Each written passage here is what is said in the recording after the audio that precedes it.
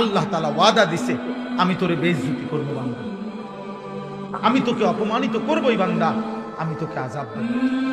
অতএব হযরত আব্দুল্লাহ ইবনে মাসউদ বলছেন, আল্লাহর কসম দিয়ে বলছেন, ওয়াল্লাহিল্লাযী লা ইলাহা ইল্লা হু, ওই আল্লাহর কসম যিনি ছাড়া আর কোনো ইলাহ নাই।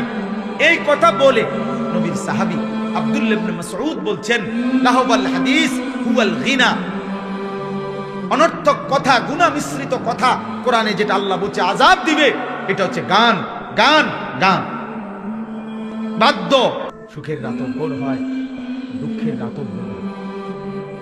দুনিয়া চলেই যায়, কারো রাতই বাকি থাকে না, সুখেরও সমাপ্তি হয়, দুঃখের বাসর রাতও ভোর হয়, ফাঁসির রাতও ভোর হয়। রাজপ্রাসাদের অট্টালিকায় যে থাকে তারও মৃত্যু হবে, জীর্ণ কুঠির কুড়ে ঘরে যে থাকে তারও মৃত্যু হবে। হাসলেও মরে যাবে, কাঁদলেও মরে যাবে, সুখে থাকলেও মরে যাবে। নওজোয়ান ভাই, তোমার সমবয়সী অনেক মানুষ,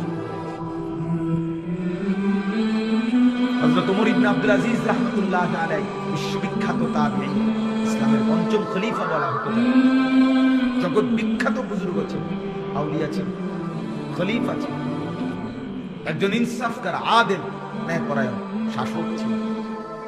তিনি মাঝে মাঝে কবরস্থানে যাইতেন, যাইয়া কবরকে ডাকতেন আর বলতেন, হে কবর, মাযা ফাআলতা বিল আহিব্বা, আমার আপনজনদের সাথে তুমি কি করেছো?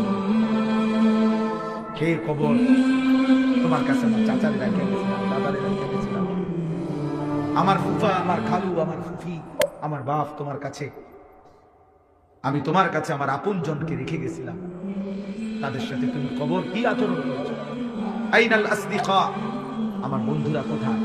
আইনাল আহিব্বা, আমার দোস্ত আহবাবরা, ভালোবাসার মানুষগুলো আমার কোথায়?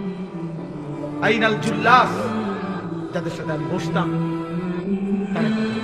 আইনাস সাম্মা, যাদের সাথে আমি রাত্রি জেগে গল্প করতাম, আমার সেই গল্পের সাথীরা এখন কোথায়? হে কবর বল।